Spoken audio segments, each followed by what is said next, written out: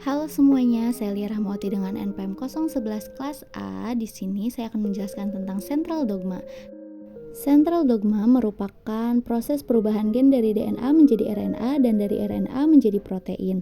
Nah, central dogma ini menjelaskan bagaimana proses pembacaan materi genetik menjadi protein yang berperan di setiap tahap metabolisme di dalam tubuh suatu organisme.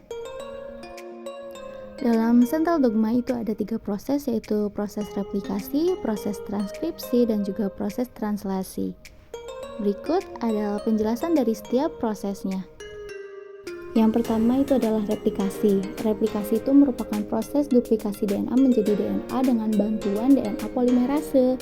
Nah, DNA itu memiliki struktur antiparalel dan juga membutuhkan jenis protein dan juga enzim yang terlibat dalam replikasi ini, yaitu ada helikase, single strand DNA binding protein, primase, DNA polimerase, girase, dan juga ligase. Nah, proses ini juga membutuhkan fragmen Ozaki, di mana fragmen ini nantinya akan diletakkan oleh primase pada jarak beberapa basa di depan, sehingga replikasi dapat dilakukan, dan hal ini akan terjadi secara terus-menerus, sehingga replikasi DNA berjalan secara setahap demi setahap.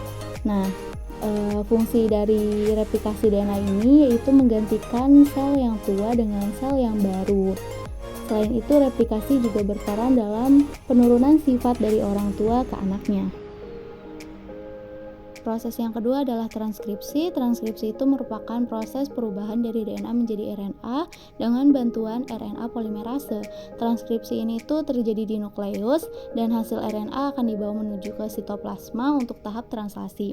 Perbedaan antara DNA dan juga RNA adalah keberadaan gugus basa timin pada DNA yang digantikan oleh gugus basa urasil. Pada proses ini tuh ada 3 tahapan, yaitu yang pertama ada inisiasi, yaitu penempelan RNA polimerase pada DNA. RNA polimerase di sini itu akan menempel pada bagian DNA yang diikat oleh promotor strand. Yang akan menjadi cetakan adalah rantai antisense. Dengan rantai antisense tidak akan mengalami proses transkripsi. Dari lokasi inilah transkripsi akan berlangsung dan cetakan RNA dibuat. Tahap yang kedua ada elongasi, yaitu proses yang membutuhkan beberapa jenis faktor transkripsi. Pada proses ini juga akan terjadi pemanjangan hasil transkripsi DNA. Dan tahapan yang terakhir yaitu adalah terminasi.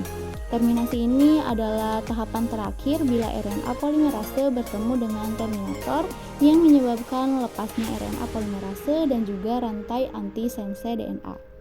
Proses yang terakhir adalah translasi. Translasi merupakan proses sintesis RNA menjadi protein dengan bantuan ribosom.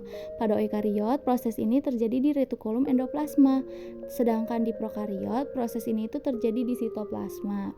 Tidak semua RNA dapat disintesis menjadi protein. Salah satu jenis RNA yang tidak dapat ditranslasi adalah mRNA.